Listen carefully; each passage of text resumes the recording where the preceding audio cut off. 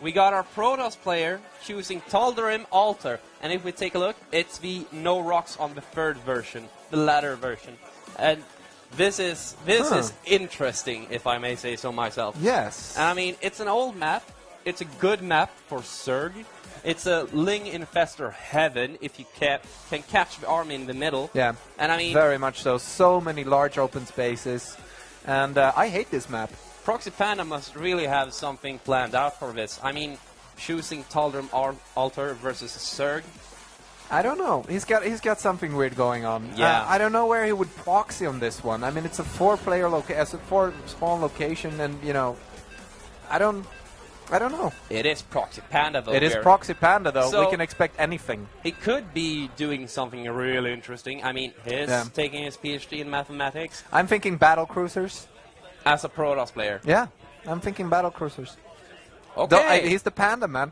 And here we go into the game, and yes. I mean, my name is Tal'Darim Altar. Hi, my name is ProxyPanda. I love and this I play map, for the but Royal then again, Institute I'm a of Zerg Technology. player, I so play for the Royal I'm not Institute really of Technology. one I to play talk Zerg. about this. I play Protoss. How is and I it? study I mean, you electrical play engineering. random. I'm doing my occasionally. PhD in mathematics. How is it as a Terran? As a Terran, this map is pretty good actually. Well, I think it's pretty good as a Terran. What you're missing are those nice ledges and those small ramps to siege up behind. But then again, with a few buildings, you can create quite nice siege lines. The problem is, depending on what type of Terran you build, with a slow-moving mech army, it's quite hard to manage to push across this map. But then again, with drops, you can drop in every possible location. In late games as well, you see a lot of... that's true with Protoss as well. In late game, you see a lot of Warp Prism action. You see a lot of warp-ins of Zealots in all the strange locations and strange bases. And as a Terran player, what you like with this map is the possibility to just fly to far-off base, drop it, and the Zerg will have to pull a large part of his army and run straight across the map. Yeah. And if we go into introducing our two players, we have a 2-2 situation. This is the deciding map for both our players. And here at the top left corner, we have our Zerg player bringing it back. We have FuBaR.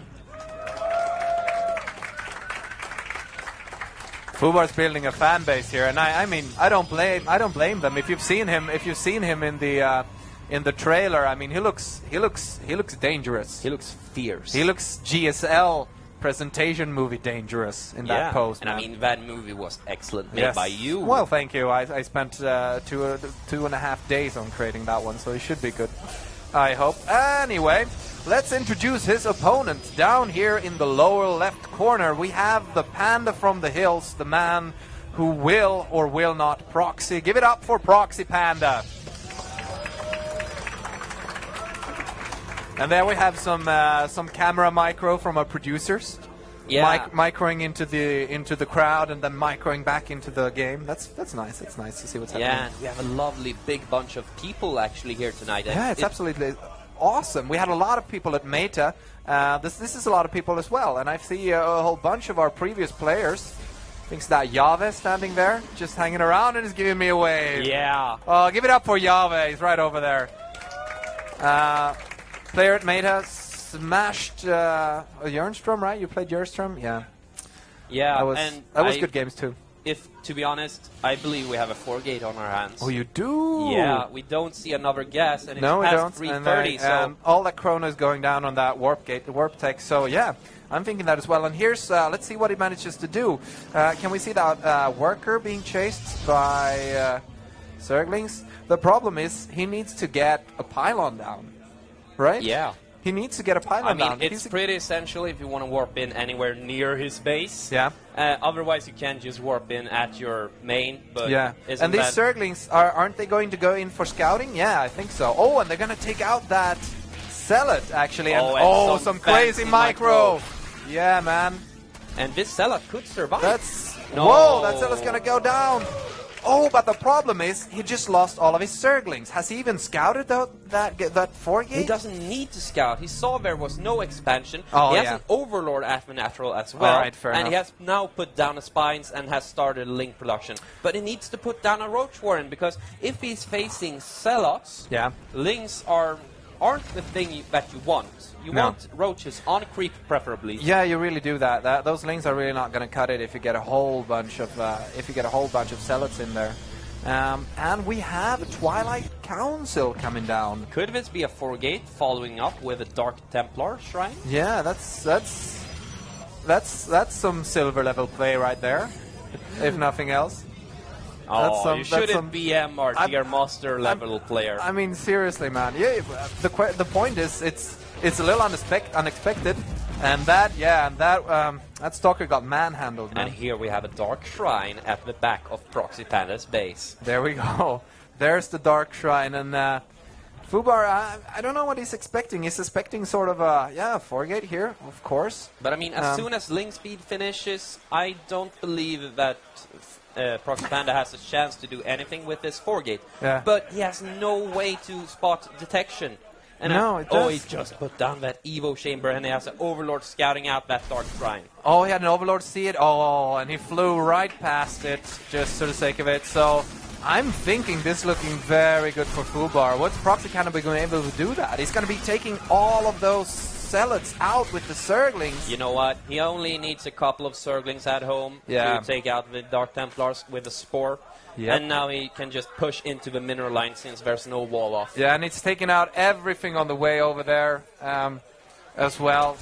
That pylon is being taken down. There's a pylon up there still, but what's that going to do? These Zerglings are going to do a lot of damage. Yeah, now. And Spores going up in the natural and at the main, and this is... And here we go. Here come the Zerglings, and they're going to absolutely murder these workers. Oh, there's DTs working in here, warping in here, so he's going to have to turn those around, or is he going to sacrifice those? No. He's running away, so he can't end the game right away, but then again... Oh, he just runs around! And he's taking out the gas. And I mean, he has taken... FuBaR knows which position he is in right now. He's taken out, I believe he has taken out 5 workers at this point. And I mean, he's just going to try to do as much as he can with these links. Yep. Because until he can have an Overseer, he can't really push into this. That is true. And he's kiting that Dark Templar around. Did we have any more Dark Templars? Didn't he run across the map? He ran across the map with those, didn't he? Yeah. So he's got one coming into here, but there's a Spore Crawler here. And of course there's one in main as well. I don't know why FuBaR isn't mining gas. If he mines gas, he can get up a lair. He can take to an Overseer and just stample over ProxyPanda, but he isn't doing that. He's just mining those minerals. Yeah, he's mining his own business, I think, is what he's doing right now. And yeah, sorry. No, that's a bronze level pun. Sorry, I know I'm not studying at Chalmers. That's the Göteborg kind of humor. We love our Gothenburg people as well. Here we have another link attack into the mineral line, and and it's going for Templar. No, exactly, and it just holds those Zerglings, taking out as many workers as possible. And you know, there's so many Zerglings there, and only one War Templar. And there's the last worker. I'm thinking, I'm thinking ProxyPanda needs to go for a mothership here, man. I don't see him pulling through this in any other way. Zealot Archon push into the natural, and this could be quite bad. He's actually doing quite a lot of damage with this. Yeah, and he needs to. But he's got so much enemy on those queens. He just transfuses the Spine Crawler, and man, they're going to be taken out so easily, including that Dark Templar. And then 3 workers left. GG, well played, well earned. And here we have our first best of 3 going to FuBaR. First best of 5. Best of 5. Yes, exactly. Going to FuBaR, and man, did he smash ProxyPanda. It looked a little bad in the first games, but FuBaR really regained his footing. And as I told you, I talked about the mechanics of a high-level Masters player. Yeah. He turned that around, and when things started looking good for him, he was a really, really solid player. Yeah, and I mean, he could be one of those players that just handles pressure excellently. Yeah, exactly. Turns it around, and I think he sized ProxyPanda up pretty well after those first 2 games. That seems like it. I mean, he behaved excellently with the decision-making in that game on Entombed Valley. Yeah. And I mean, it was just flawless from there on out. Yes, it was. All right, we're going to take a very short break, showing a bit of a trailer or something, and after that we're going to pop back with the winners' interviews for the first best of 5, so stay tuned for that.